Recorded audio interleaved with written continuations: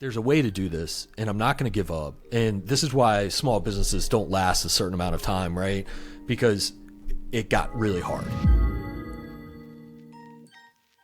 You always used to say, Lyle, we can do good and make money. Mm-hmm. And that was like the simplest thing you can say. And it sounds silly, but it's true. And I can tell you sitting here today, it's true.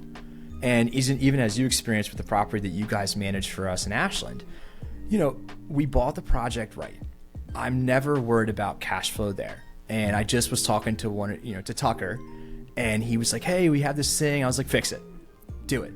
Absolutely. Like that, we need to provide an experience for residents. And being in a small company, like I don't have any mouths to feed. I'm very hyper focused on where we are day to day. I don't have any major obligations.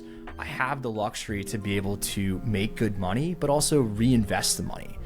And, I hope I can hold on to that for as long as possible. I think for me, if you truly care about the experience and the asset, and that's from the resident to the investor, if you have overpaid for something, to me, that's like, wow, you're started on the really wrong foot, because that's going to trickle down to everything else you do.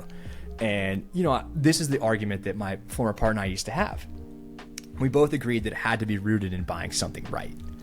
And I think, as we saw the asset class get really hot, we've seen a lot of people like overpay for assets. And I've kind of watched from the sidelines. And when I see that, I think, dang, what a shame. Because I think that directly translates to like a degradation of the housing stock. Because we can all look around and say, it's a shame that firm paid that much for that big building, because it's probably going to not look so great in a couple years. And we have a lot of examples of that. We've been doing this. I've been looking at apartments in Richmond, Henry for 14 years now. You kind of know like what buildings were bought by who and then sold by who and bought by who and what they paid.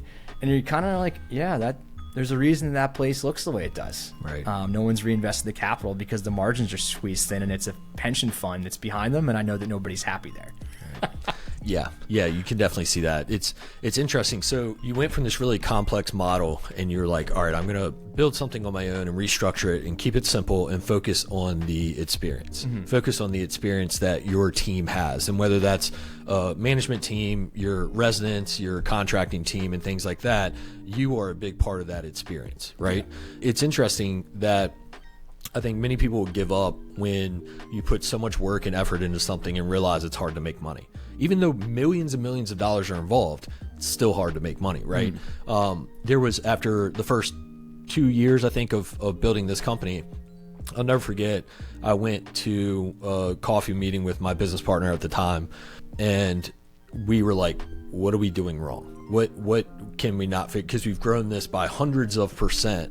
And at the end of every year, we're still break even as a company, right? Like, how do we make money doing this? Yeah. And we weren't sure if, like, we knew there's a lot of issues and stigmas with property management companies. And we were like, okay, well, maybe you can't make money by doing a good service, because then you have to overhire and you can't afford that. And that's why several property management companies may have bad reputations, because they need to make money, and so they don't hire enough people to be responsive and communicate well and things like that, and that's the only way they could stay in business. Or do they also have the broker aspect of this firm, which carries the property management aspect financially, and that's how they make money? But we were like, how do we just be a property management company and make money? Yeah. And things like that. So there was actually a point where we sat down, and he offered to cut me a decent size 6-figure check and say, I'm sorry I got you into this. You can go over to this firm and work with this brokerage. Actually, it was One South Commercial. Amazing. He was like, you can go over to this firm, because I had developed a good relationship with him. He was like, you can go over there and you'll be excellent at being a commercial real estate broker.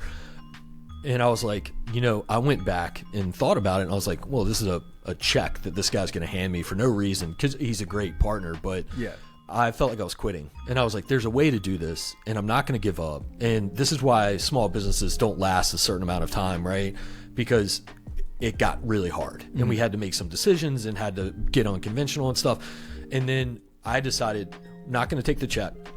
Let me buy the company, and then I'll be able to make more decisions because it's my money, and I'll be able to think unconventionally and do things because it's my money. And that's what I did. And then it ended up, we figured out how to make money and be profitable and hire people and do all the things at the same time. But you were at a point, kind of a similar point, where you're like, hey, I've put in all this work. We haven't made a lot of money on this thing, but I know I can do it, and I know I can figure it out, and I know I can make this successful. And then now you've structured something that is working better for you. Yeah, that's exactly right.